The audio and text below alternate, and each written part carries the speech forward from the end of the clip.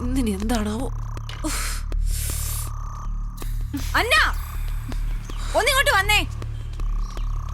എന്താ പ്രിയ? മനുഷ്യന്റെ ക്ഷമയ്ക്കൊരു പരിധിയുണ്ട്. ഈ പ്ലാവ് അല്ലെങ്കിൽ ഇതിന്റെ ഈ കൊമ്പ് ഇന്ന് മുറിക്കണം. അട്ടയും പുഴുവും ഛർദിക്കാൻ വരുന്നത്. അതിനിങ്ങനെ ഒച്ച ഉണ്ടാക്കണോ? നമ്മൾ ഈ വില്ല വാങ്ങുമ്പോഴേ ഉണ്ടായിരുന്നോ ഈ പ്ലാവ്? ഈ കൊമ്പ് അന്നേ അങ്ങോട്ട് ചാഞ്ഞു തന്നെ ആയിരുന്നല്ലോ. ന്യായം ഒന്നും പറയണ്ട. എനിക്കിനി ഇത് സഹിക്കാൻ പറ്റില്ല. എന്ത് പറയാ? എന്ത് പ്രശ്നം? ഒന്നുമില്ല, ഈ പ്ലാവ് മുറിക്കണം, അത്ര തന്നെ. ചേട്ടാ, അത് നേരത്തെ തന്നെ മുറിക്കേണ്ടതല്ലായിരുന്നു. അതെ, അങ്ങനെയായിരുന്നെങ്കിൽ മറ്റുള്ളവർക്ക് തലവേദന ഇല്ലാതെ ജീവിക്കായിരുന്നല്ലോ. എന്താ പ്രിയ ഇങ്ങനെയൊക്കെ സംസാരിക്കുന്നത്? എടാ, ഇതിനൊരു സൊല്യൂഷൻ കാണും. എടാ, നിനക്കറിയാവുന്നല്ലേ, ഞാൻ വിളിച്ചല്ലേ, ആളെ കിട്ടണ്ടേ? എടാ, ശ്രമിച്ചിരുന്നെങ്കിൽ ആളെ കിട്ടാനാണോ പാട്?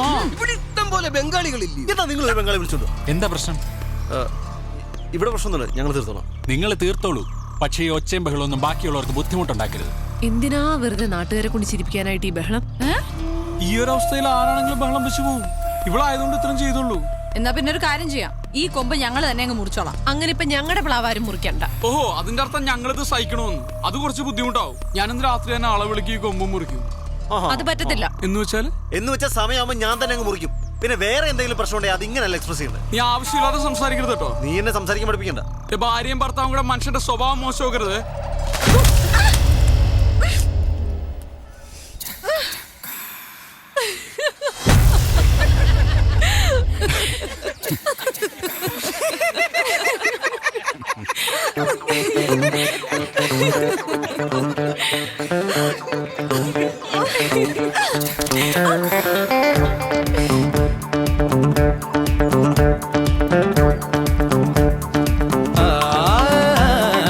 ഉലകിൽ കാരണമില്ല പലവിധ കലഹം പതിവല്ലേ.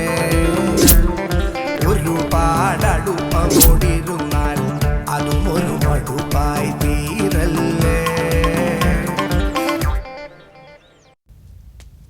എന്താ വേണ്ട?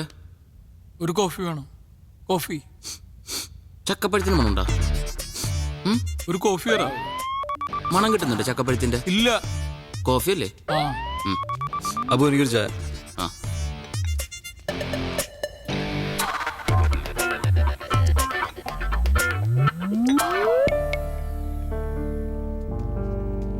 എടാ,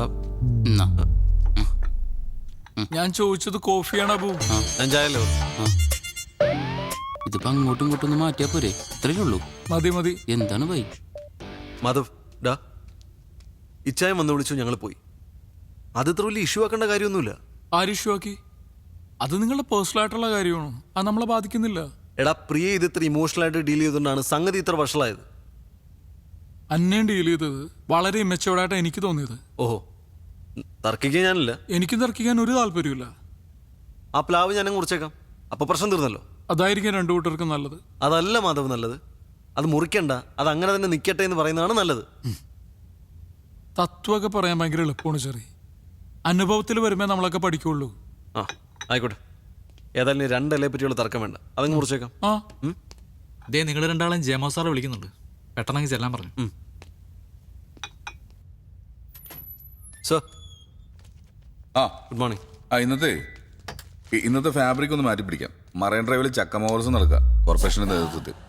നമ്മുടെ സ്പോൺസർ തന്നെ അതിന്റെ സ്പോൺസർ. ഇനി മുതൽ ഒരാഴ്ചത്തേക്ക് ഈ ചക്കമോർസ് നമ്മുടെ ഫാബ്രിക് തുടങ്ങിക്കോ. ചക്കയാ സർ? ചക്ക വേണ്ട സർ. സർ, നമുക്കൊരു മാങ്ങ വല്ലതും പിടിക്കാം. മാങ്ങയില്ലെങ്കിൽ കുഴപ്പമില്ല, വല്ല തേങ്ങ. ചക്കപ്പഴത്തിന് പറയും തേങ്ങപ്പഴം. ഞാൻ എന്റെ സ്പോൺസർ പറയുന്നതിന്റെ അപ്പുറം വേറെ ഒന്നും ചെയ്യില്ല. സർ, ഈ ചക്കക്കുരു ഭയങ്കര ചീപ്പ് ഫാബ്രിക് ആണ് സർ. ഞാൻ നിങ്ങളോട് ചക്ക വിഴുങ്ങാനല്ലോ പറഞ്ഞത്, പരിപാടി അവതരിക്കാനല്ലേ പറഞ്ഞത്. ഫുൾ ഡീറ്റെയിൽസ് ഉണ്ട്, പോയി പ്ലാൻ ചെയ്യും. മധുരം കട്ട. സാറിന് ചക്കയുടെ മണം കിട്ടണ്ട? എനിക്ക് കിട്ടി. എനിക്ക് മണത്തോ?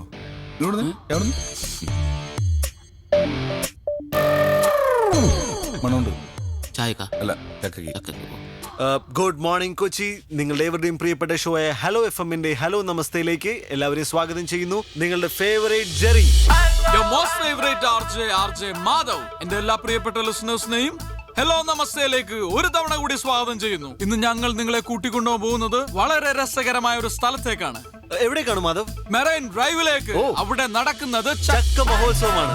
ചക്ക മഹോത്സവം സുഹൃത്തുക്കളെ, നമ്മുടെ കേരളത്തിൽ ആദ്യമായി കൊച്ചിയിൽ അതാ നടക്കുന്നു ചക്ക മഹോത്സവം.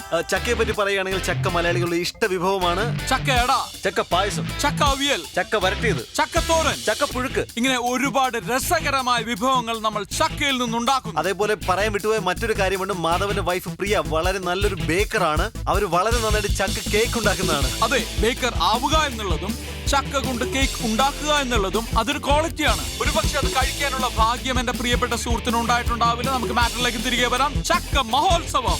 അതിനോടനുബന്ധിച്ച് ഞാൻ ഏവരോടും റിക്വസ്റ്റ് ചെയ്യുകയാണ്, എല്ലാവരുടെയും വീട്ടിലൊരു ഒരു ചക്കക്കുരു നടുക. അതൊരു പ്ലാവാകട്ടെ, കേരളം ഒരു പ്ലാവളമാകട്ടെ. ചക്കക്കുരു നടുന്നതിന് മുമ്പ് നിങ്ങൾ ഒരു കാര്യം ആലോചിക്കുക. ചക്കക്കുരു കുഴിച്ചിട്ട് അത് വലുതായി ഒരു പ്ലാവാകുമ്പോൾ ഒരു കാരണവശാലും നിങ്ങളുടെ അയൽവാസി ബുദ്ധിമുട്ടരുത്.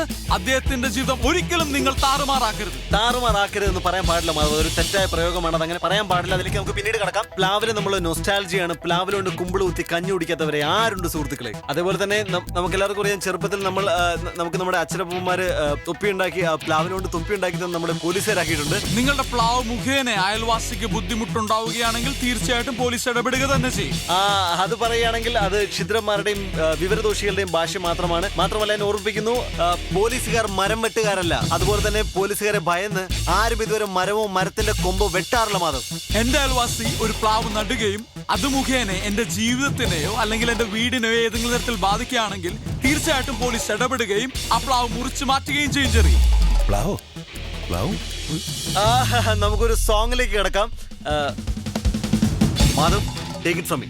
എന്റെ പ്ലാവല്ല, അതിന്റെ കൊമ്പ് പോട്ടൊരു ചില്ല പോലും വെട്ടാൻ ഞാൻ സമ്മതിക്കില്ല. അത് മുറിക്കാൻ പറ്റുമോ ഇല്ലയോ എന്ന് നിനക്ക് ഞാൻ കാണിച്ചു തരും. എടാ, നിന്നെ പോലൊരു കിഴങ്ങനെ ഫ്രണ്ടാക്കി എന്നെ പറഞ്ഞാൽ മതി. ഞാനില്ലെങ്കിൽ ഷോ നടക്കില്ലായിരുന്നു. നീയാടാ കിഴങ്ങൻ. ഞാനല്ലേ കാണാറുണ്ട്. എന്ത് കാണാനടാ? നീ എന്തുണ്ടാക്കി?